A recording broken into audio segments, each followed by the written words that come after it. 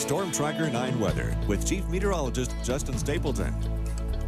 Well, the first low started to move across the state late last night. We were watching it out at the Central Coast this morning. It was creating some pretty good havoc down in the southern end of the state. Siskiyou's getting pounded with a couple of good inches of snow, and they actually had a couple of accidents and some trouble with the I-5 closures at times. Things pretty quiet out there right now. Both of the passes, even though Willamette Pass has picked up a quick inch, we'll call it just basically a dusting, things are really starting to quiet down as we go into the overnight hours. Let me show you what we've got on the Stormtracker 9 live radar sweep so far. Just a little bit of snow up around the Santiam Junction. You can see it moving its way from north to south. Mount Hood southward moving through, and again, a couple of thunderstorms trying to develop there. Maybe a quick clap of thunder as it works its way southward down into the Lane County Cascades. But otherwise, we don't have any watches, no advisories out there. And in fact, we're actually going to move into about the next 12 hours, fairly quiet period. Now, it's not going to warm much from what we saw today. We did get up to 50 here in Eugene and some other spots, but it'll fall pretty quickly tonight. Starting to get some good breaks in the clouds. That'll get the temperatures falling back into the 30s,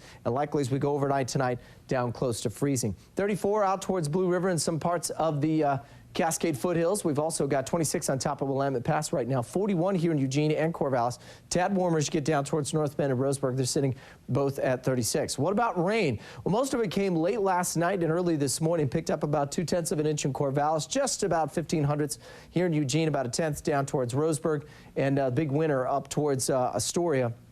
In Tillamook, they picked up right about 1/2 an inch. Same thing towards Newport. Across the state, down towards Medford, as we mentioned, that's where a lot of activity was earlier today. Their temperatures did not rebound, but only into the mid-40s, 30s, and how about 31 out towards Klamath Falls? Very chilly forecast for folks down in the south central part of the state. We'll keep a mention of a quick isolated early shower tonight around Coos Bay and North Bend. Otherwise, the fog will settle in, and we'll be looking at temperatures dropping back down to the mid to low 30s. That is. So the next 24 hours, that low starts to clear, moving into California. Jet stream still pointed south, so that spills the cold air.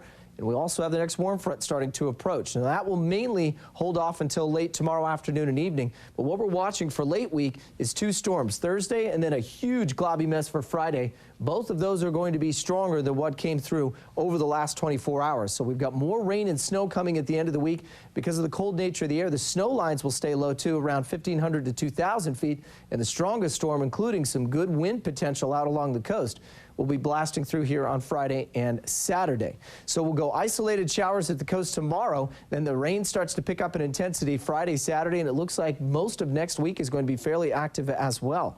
In the Umpqua, mostly cloudy skies, an isolated late shower.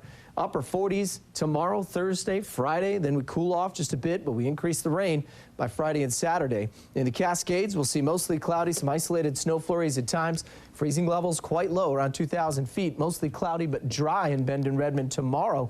We'll bring in some snow showers, especially Friday and Saturday. And then finally here in the valley, an isolated shower later on in the day. Otherwise, we'll same thing today. Some sun breaks, cool afternoons, overnight lows slowly warming up just a bit. But still, guys, it is going to be a fairly wet end to the week, a wet start to the weekend. All right, thanks, Justin. You bet.